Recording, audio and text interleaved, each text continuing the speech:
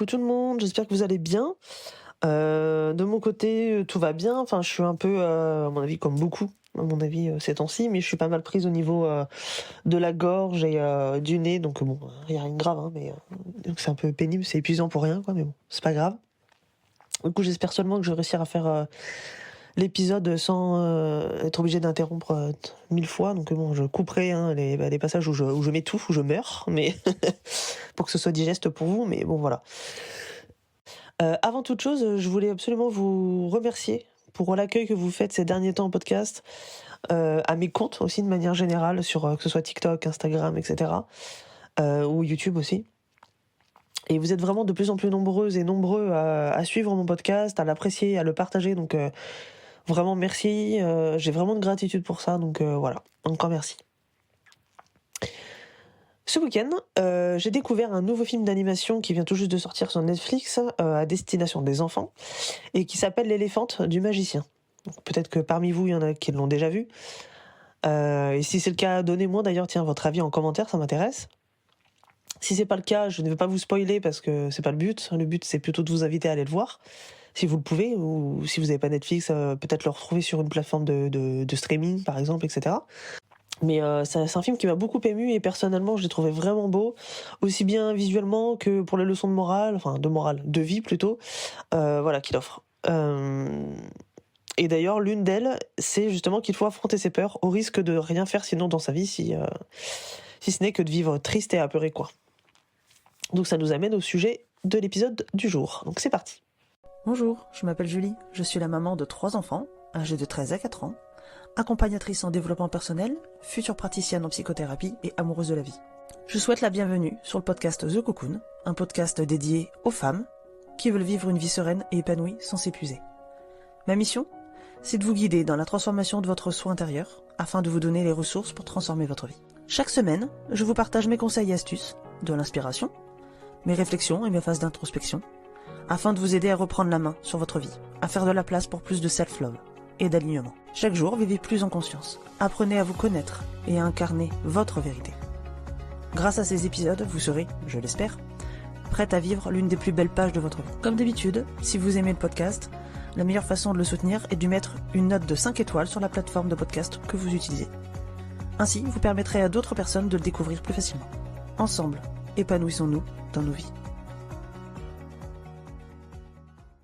Je vous parle de ça aujourd'hui car je vous en parle souvent, que ce soit ici en podcast ou bien sur les réseaux sociaux, de faire des choix, d'oser se lancer, de vivre en suivant nos envies, nos besoins, de vivre en fait aligné, tout simplement. Malheureusement, ce qui revient beaucoup lorsque je discute avec vous, c'est la peur. La peur que quelque chose vous bloque ou vous empêche d'agir. Beaucoup de personnes aimeraient faire des choses, certaines choses, mais voilà, elles ont peur. Donc du coup, voilà, elles se freinent. Par exemple,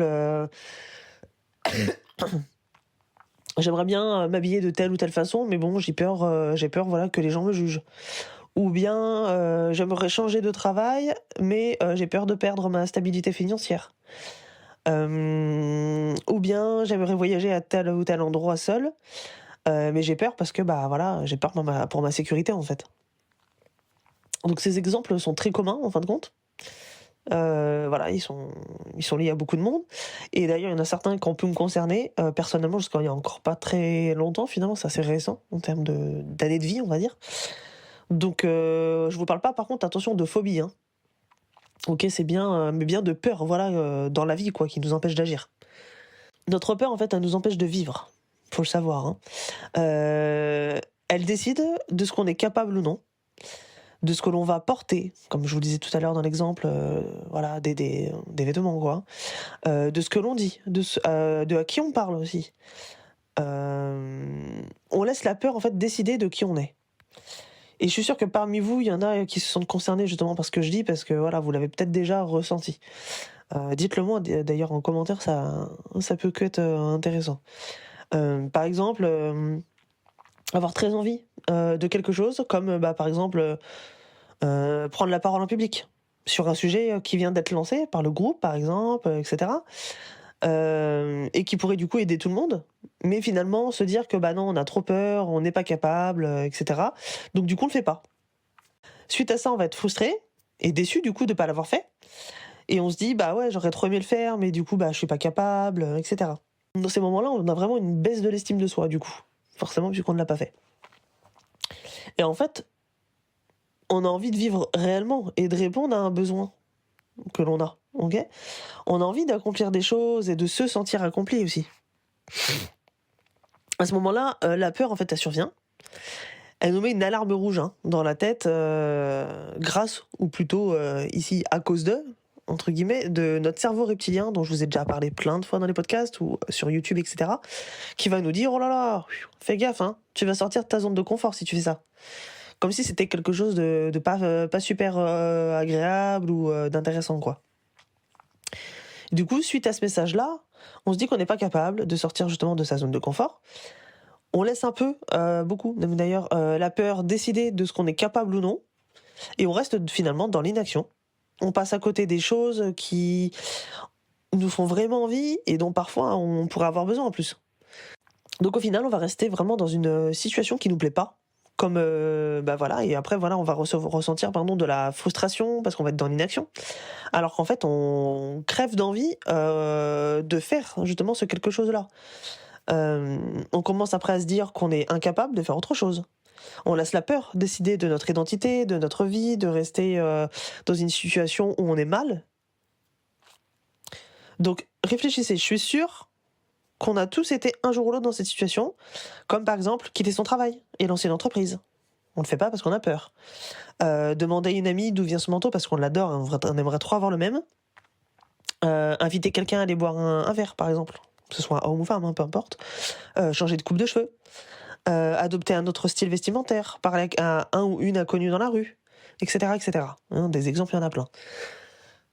On a tous été freinés et frustrés avec ce genre d'exemple, justement. On est des millions de personnes à ressentir ces peurs. Alors la bonne nouvelle, c'est qu'on a la possibilité de les choisir, de les affronter ou pas. OK ? Vous avez la possibilité, en fait, de décider, vous-même de votre vie et de votre identité, hein. Vous allez aller au-delà de la peur. Tout ce dont vous avez besoin pour les affronter, c'est déjà en vous, comme je vous le dis souvent, c'est à l'intérieur de vous. Vous êtes capable. Tout le monde, hein. Il n'y a pas d'exception, hein. Mais vous allez me dire: «Oui, mais Julie, quelle est l'utilité d'affronter ces peurs? Si je les ressens, c'est que c'est pas pour rien». Bah, tout simplement parce que, bah, ça va vous rendre, la vie plus belle, la rendre à la hauteur, j'ai envie de dire, de vos espérances, de vos rêves. Ça va vous donner confiance en vous, et ça, je peux vous je vous le garantis sur ma vie, c'est véridique. Dépasser ces peurs, ça va vous donner confiance en vous. Ça va vous rendre plus fort, vous permettre de mettre dans votre vie ce que vous avez envie, puis enfin de passer à l'action.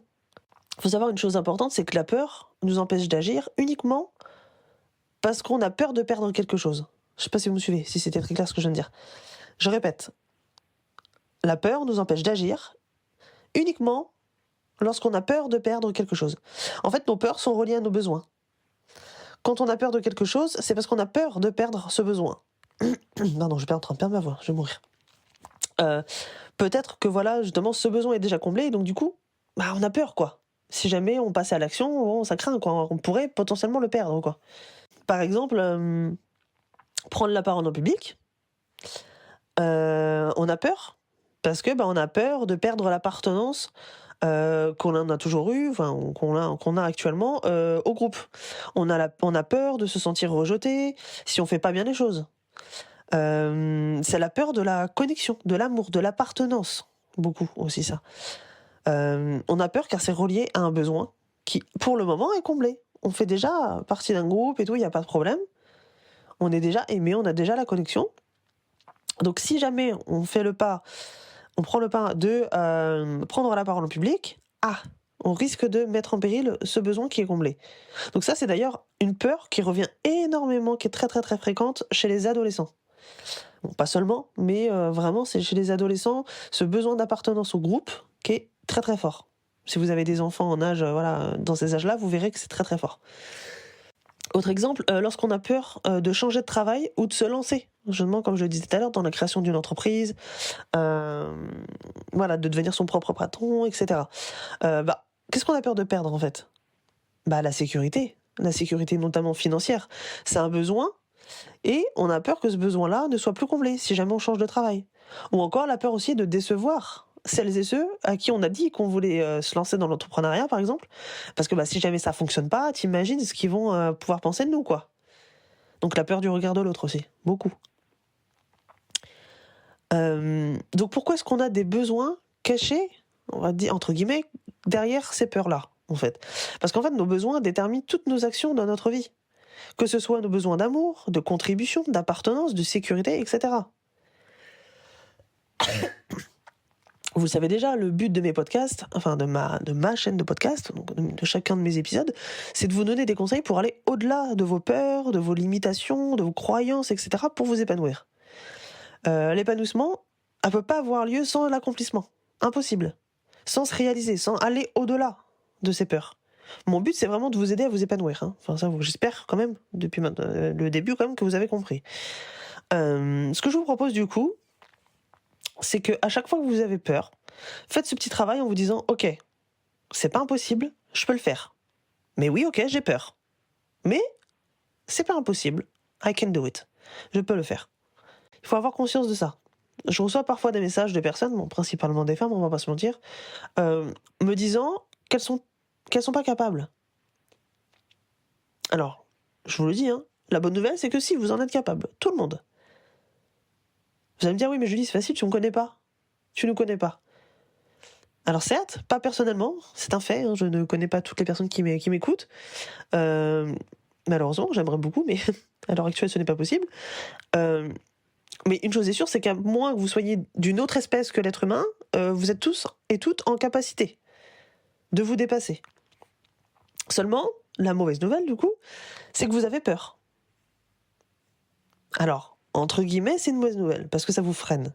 Mais c'est ok d'avoir peur. Tout le monde a peur de quelque chose dans la vie, et attention, encore une fois, je vous parle pas des phobies.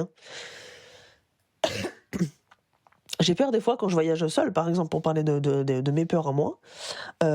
J'ai peur quand je voyage seul, parce que j'ai peur que mes enfants, par exemple, ils soient pas bien pendant mon absence. Pour X raisons, que ce soit la maladie, le manque de maman, etc. Et du coup, ça m'amène à la peur d'être impuissante, du fait que je sois loin. Automatiquement, je vais pouvoir les prendre dans les bras, leur faire des bisous, des câlins, etc. J'ai peur de rater aussi des bons moments qu'ils vont peut-être avoir et que du coup, moi, je serai pas là. Je relativise toujours, bien sûr, mais ça peut m'arriver de me dire imagine, oui. C'est ok. J'ai peur aussi que sur mes réseaux sociaux, par exemple, parfois, mes messages, en fait, ils vous impactent pas. Qu'ils n'arrivent pas à vous aider. Et du coup, j'ai peur de perdre votre amour aussi. Ça m'arrive. Sur un tout autre sujet, j'ai encore peur, depuis le temps pourtant, de me déshabiller devant mon propre mari. Même si je le fais, je suis pas des plus à l'aise. J'ai toujours un peu peur de sortir seule par moment le soir quand je suis à Toulouse par exemple. Et pourtant, j'ai jamais de soucis quand je suis là-bas, au contraire. J'ai toujours été très bien reçue, c'est toujours des personnes très chaleureuses, etc. sur qui je suis tombée. Moi j'attends toujours mon con, comme je dis, je vais forcément tomber sur un con ou une conne un jour. Ça, il y en a toujours partout. Mais alors je peux vous assurer, les amis, que quand je suis à Toulouse, j'en ai jamais trouvé. Donc, je sais pas, il doit y avoir un condensé dans certains endroits de France, mais là-bas, je ne sais pas. Donc j'attends. Je me dis un jour, je vais finir par tomber dessus. Voilà. Mais voilà. Et pourtant, je me suis fait la promesse de toujours aller au-delà de mes peurs, pour en faire, en quelque sorte, pour faire que ma vie soit plus magique. Donc, je suis allée toute seule à Toulouse, sans connaître personne là-bas, à la base.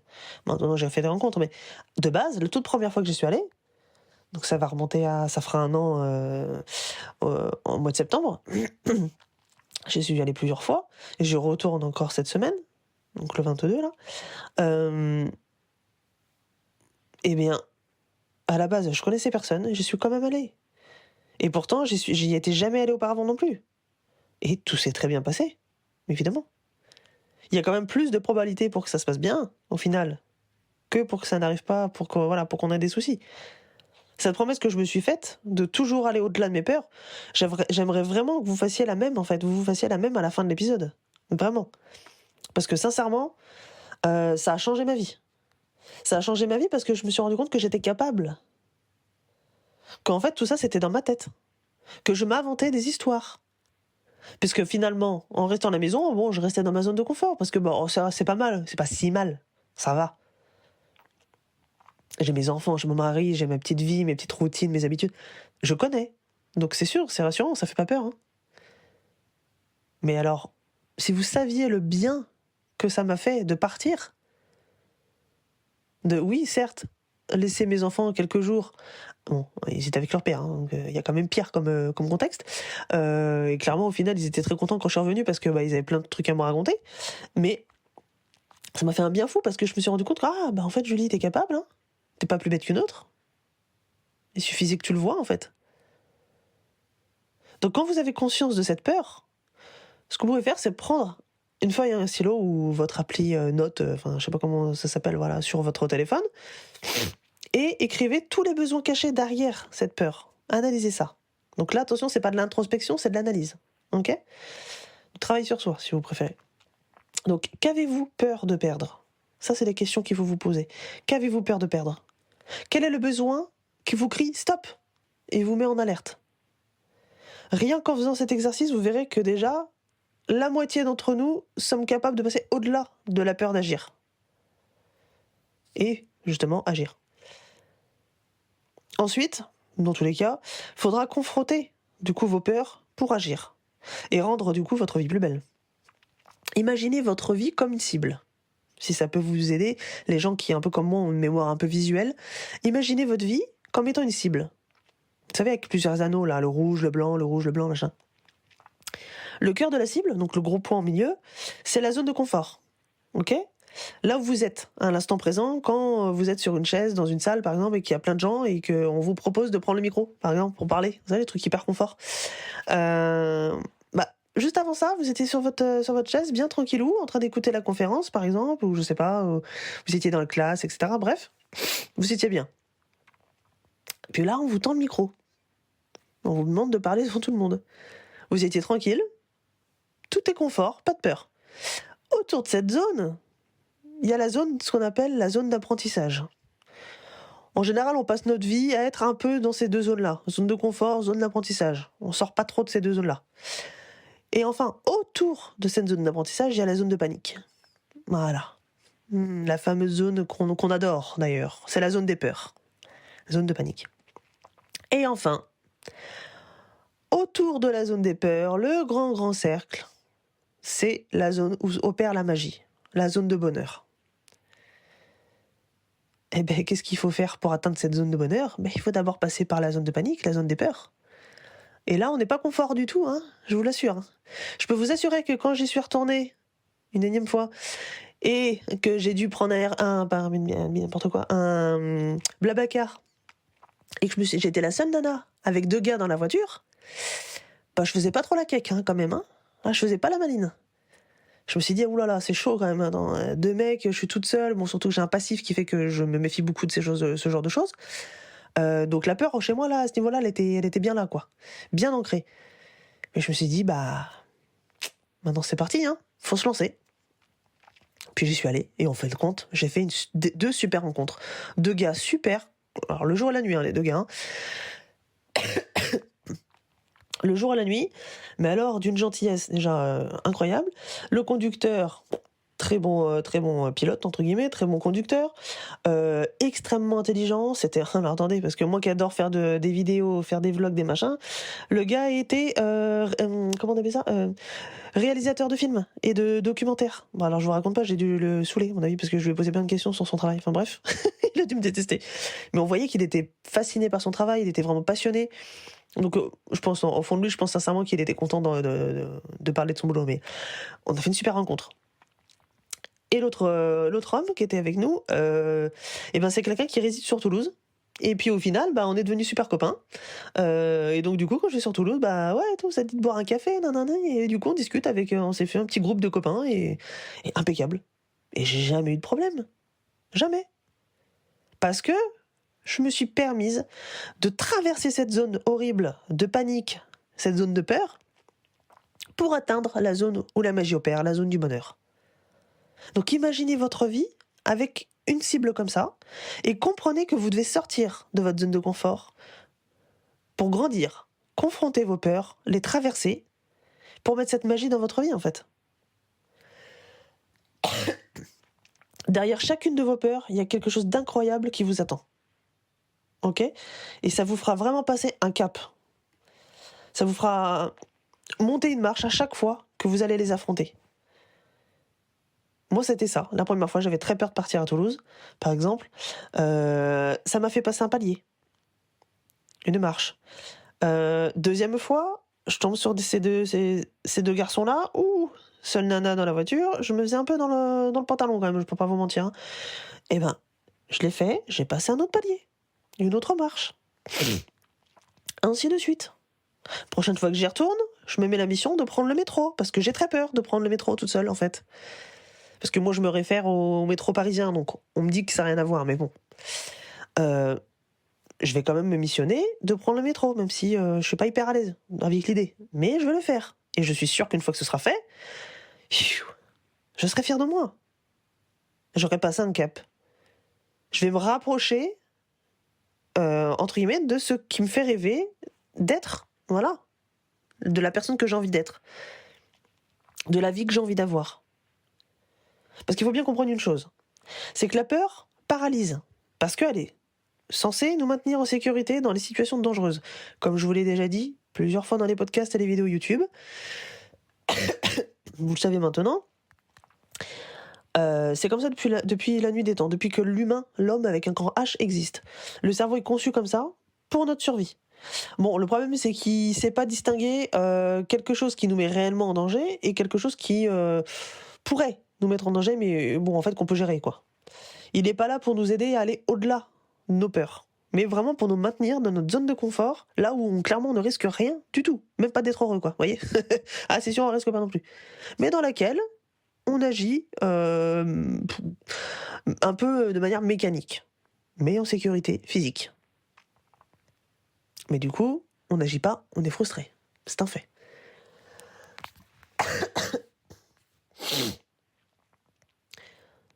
Donc, vous devez vous dire que la peur, c'est juste une émotion, les gars. C'est tout. Est-ce que vous avez envie de vous laisser guider par une émotion ? Est-ce que vous avez envie de laisser une émotion décider de qui vous êtes, de ce que vous faites, de vos relations, de votre travail, de vos vêtements, de votre vie ? Est-ce que vous avez envie de laisser une émotion décider de votre identité ? Je crois pas. Si quelque chose vous fait peur, c'est signe, tout simplement, que quelque chose de libérateur et de bon vous attend derrière. Ok ? Toujours, rappelez-vous, je ne parle pas de phobie, hein, attention, c'est encore autre chose. J'ai presque envie de vous dire, si ça vous fait peur, alors tant mieux, faites-le. Ok ? C'est une nouvelle occasion de vous créer du courage, d'être épanoui et surtout d'être fier de vous après. Bon, la dernière fois, vous avez bien aimé le petit exo que je vous avais donné à faire dans le podcast, donc du coup, je m'y recolle. Je vous refais ça avec plaisir. Donc voilà un petit exercice on va dire ça, de visualisation, que vous pouvez faire plutôt dans un endroit calme, idéalement, hein, c'est préférable. Concentrez-vous bien et prenez une grande inspiration par le nez, en gonflant le ventre. Relâchez en soufflant, en rentrant le ventre le plus possible. Inspirez de nouveau par le nez et soufflez en rentrant le ventre. Imaginez une situation que vous rêveriez de vivre, mais que vous ne vivez pas parce que vous avez peur. Qu'est-ce que vous voyez ? Qu'est-ce que vous ressentez ? Qu'est-ce que vous entendez ? Imaginez cette peur que vous ressentez. Ok ? Visualisez cette peur qui surgit et qui vous empêche d'agir. Laissez-la vous imprégner. Ok ? Et donnez-lui une couleur. Laissez-vous envahir complètement par cette couleur et laissez la peur vous traverser. Vous êtes dans ce bain de couleurs et vous en sortez en prenant une immense respiration. Comme si vous sortiez la tête de l'eau et que le fait de sortir de ce mur de peur vous faisait revivre. Derrière ce mur de peur, il y a toute la joie que vous pouvez ressentir dans votre situation rêvée. Imprégnez-vous de cette joie. Laissez-la vous envahir. Ressentez-la partout dans votre corps. Concentrez-vous sur ces 2 affirmations positives-là et laissez-les imprégner votre esprit. Je vais au-delà de la peur pour rendre ma vie magique. Et enfin, je suis courageuse, je suis capable et j'agis. Je vous les répète une fois. Je vais au-delà de la peur pour rendre ma vie magique. Et enfin, je suis courageuse, je suis capable et j'agis. Voilà pour ce podcast, les amis. J'espère que ça va vous aider. N'hésitez pas à me faire vos retours en commentaire ou en notant le podcast sur la plateforme que vous utilisez. Généralement, il y a marqué « rédiger un avis ». Voilà. Et c'est à ce moment-là que vous pouvez mettre les 5 étoiles et si vous voulez, marquer un petit mot voilà, en lien avec l'épisode ou avec le podcast en général. Et j'aime beaucoup vous lire. Donc ça me fait plaisir. N'hésitez pas. Sur ce, je vais aller boire mon infusion de thym parce que je l'ai fait. Voilà, je me soigne généralement qu'à ça quand j'ai juste un petit mot des maux de gorge comme ça ou de rhume. Ça marche impeccable. Par contre, il faut vraiment boire plusieurs théières, quoi. Voilà, c'est ça les méthodes à l'ancienne. Ça fonctionne très très bien. Par contre, il faut accepter que tout ne se fasse pas en claquant des doigts. C'est pas un Doliprane. Ça fait pas effet dans la seconde. Enfin, j'exagère un peu, mais bon, vous avez compris. Il faut prendre son mal en patience. Mais ça fonctionne très bien et surtout, ça évite d'habituer son corps aux produits chimiques que sont les médicaments, évidemment. Donc voilà, je vais aller me shooter un petit peu à l'infusion.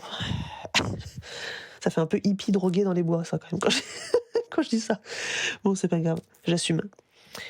Bon, je vous fais des bisous, je vous embrasse fort de loin et je vous dis à très bientôt. Prenez soin de vous. Bye.